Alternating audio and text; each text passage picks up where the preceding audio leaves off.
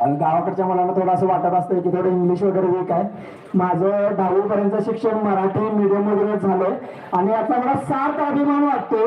आणि महाराष्ट्र शासनाने मराठीच्या उद्धारासाठी अजून चांगली चांगली पावलं घेतली पाहिजे असं मला नक्की आणि खूप मनापासून आणि तळमळीने वाटतं. आणि शासनानं जिल्हा परिषदच्या शाळांचं सशक्तीकरण करायला पण पाहिजे असंही मला वाटतं. कारण सध्याची जिल्हा परिषदच्या शाळांची परिस्थिती फक्त आमच्या 2-2 तुकड्या असायच्या, आमच्या आधी 3-4 तुकड्या असायच्या. आता सध्या एक पण म्हणजे तुकडी भरत नाही की विद्यार्थी जिल्हा परिषद शाळांमध्ये राहते. सो माझं सर्व पालकांना एक आव्हान असेल, जितक्या तळमळीनं जिल्हा परिषद शाळेचे शिक्षक शिकवतात तितक्या तळमळीने इतर हायस्कूल किंवा कॉलेजचे शिक्षक शिकवतात. म्हणजे माझं पर्सनल ओपिनियन आहे. कुणी कॉर्पोरेट वगैरे एज्युकेशन मॅन्युअल वगैरे माझ्या आउट ऑफ कंटेंट घेऊन नाही तर शोधा देतील सगळेजण. सो असं वाटतं की तितक्या तळमळीनं तितक्या जिद्दीनं जिल्हा परिषदच्या शाळांच्या शिक्षकांशिवाय इतर कोणते शिक्षक शिकवतात असं मला वैयक्तिक वाटत नाही. सो मला असं वाटतं की त्यांचं सशक्तीकरण झालं पाहिजे.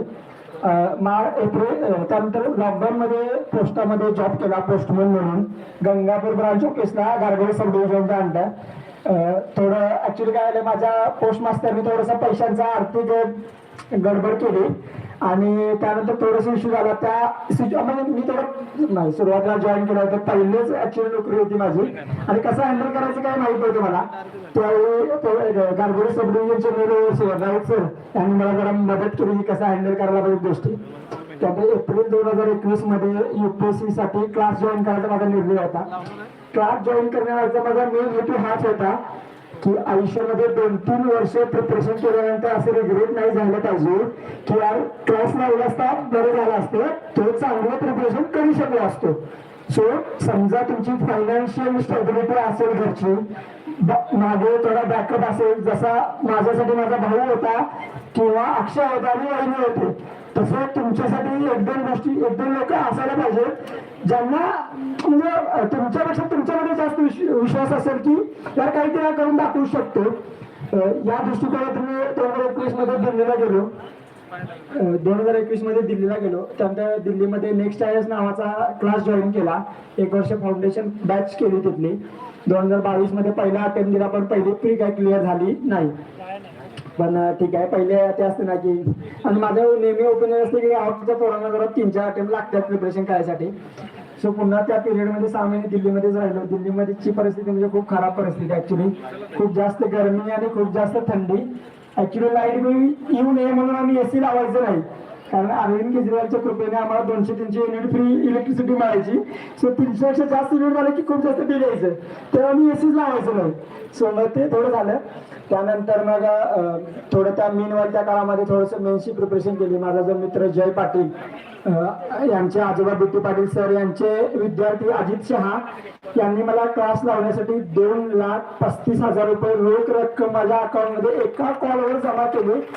आणि त्यांनी माझ्याकडे कोणतंही आश्वासन घेतलं नाही की हे परत करायला पाहिजे किंवा काही करायला पाहिजे. मी अजित शहा सरांचा मनापासून खूप खूप आभार आहे.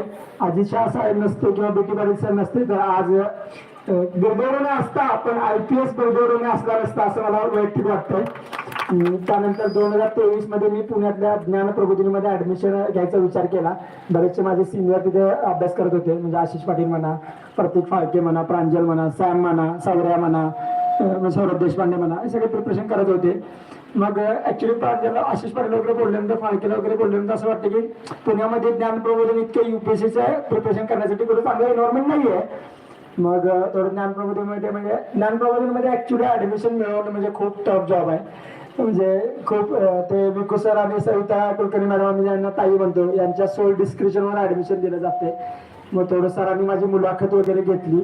माहित नाही माझी प्री पण क्लिअर झाली नव्हती, पण सरांनी काय ऍडमिशन दिलं आणि भरपूर वेळा सरांनी प्री क्लिअर झालेल्या मुलांनाही ऍडमिशन नाकारलेलं आहे.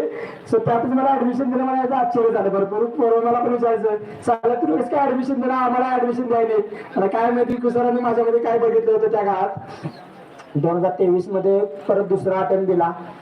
जे 2022च्या अटेम्प्ट मध्ये माझ्याकडून PYQचं अनालिसिस राहिलं होतं ते चांगल्या प्रकारे केलं. SFG म्हणजे फोरमायची SFGची लेवल 1 टेस्ट सिरीज कम्प्लीट केली. त्यानंतर मग दिल्या 4-5 क्लासेसच्या, म्हणजे व्हिजन म्हणा, फोरम म्हणा, नेक्स्ट आयएस म्हणा किंवा अजून थोडं फोरम म्हणा, विजन म्हणा, वाजरा म्हणा, नेक्स्ट सायन्स म्हणा, त्यांच्या मॉक वगैरे टेस्ट दिल्या. 2023ला मॉकला वगैरे चांगला स्कोर यायचा. त्यानंतर 2023च्या प्रीमध्ये सिव्हिल सर्व्हिसेसची प्री पण निघाली आणि फॉरेस्ट सर्व्हिसेसची पण प्री निघाली. पण मीनवाईल मला ऑगस्टमध्ये डेंग्यू झाला. या सर्व काळामध्ये माझे आरोग्यासाठीचे फर्स्ट रिस्पॉन्डर म्हणजे 12 डॉक्टर असायचे. मला खूप जास्त आजारी पडायचो मी आणि डॉक्टरांना खूप जास्त त्रास दिलाय. तर डॉक्टरांची मी दिलगिरी व्यक्त करतो. सर्दी जरी झाली मी 12 डॉक्टरांनी फोन केला, डॉक्टर जरा घसा खराब झाला, जरासं बघायचं जरा. तर मला खूप जास्त सहकार्य केले डॉक्टरांनी. आणि त्यानंतर डेंग्यू झाला, मग डॉक्टरांनी पप्पांना सांगितले जरा त्याचा आवाज कमी करा. फोटो ऑपरेटर कुठे आहे? त्यानंतर डॉक्टरांनी सांगितलं की गावाकडे या. आमच्या डॉक्टरांच्यामध्ये ॲडमिट झालो. 2023ची मेन्स दिली CSCची सप्टेंबरमध्ये. नोव्हेंबरमध्ये फॉरेस्टची मेन्स नागपूरला दिली. CSCची मेन्स होईल का नाही याची मला काही गॅरंटी नव्हतीच. झालीच राहील, म्हणजे पास झालोच नाही. 30-35 मार्कांनी माझी मेन्स राहिली. पण फॉरेस्टची मेन्स क्लिअर होईल म्हणजे मला अशी आशा होती. माझे खूप चांगला मित्र निशांत आणि अक्षय वळे याची मेन्स क्लिअर झाली होती. खूप जास्त वाईट वाटलं. ते 15 दिवस खूप जास्त डिप्रेशनमध्ये गेलो. कारण वाटलं होतं की लीड राहू दे, पण ॲटलिस्ट इंटरव्ह्यूचं तरी कॉल येईल असं वाटलं होतं मला वैयक्तिक.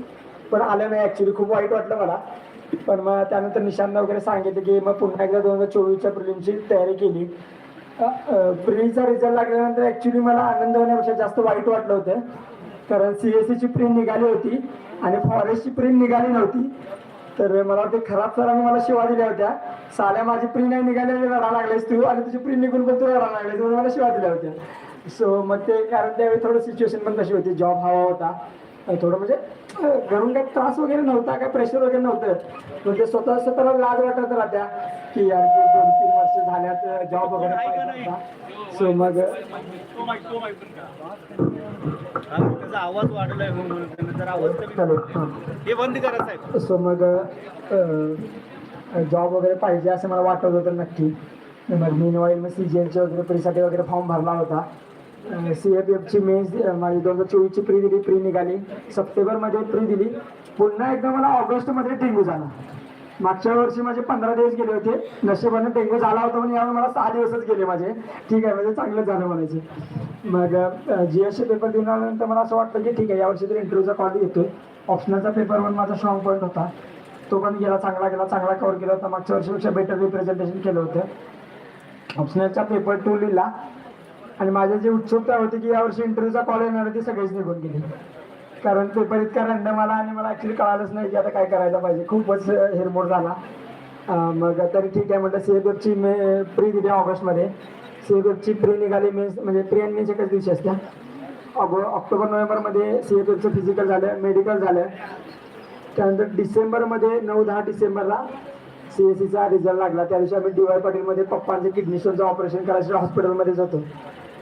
म्हणजे असं मला वाटत जाते की तुम्हाला असं वाटतं, म्हणजे हे माझं पर्सनल ओपिनियन आहे, तुम्हाला ज्या ज्यावेळी वाटेल की आयुष्यातले सगळे मार्ग आता संपत आलेले आहेत, मला वाटतं की देव त्याच क्षणी तुमच्या वाट्याला यश घालत असतो.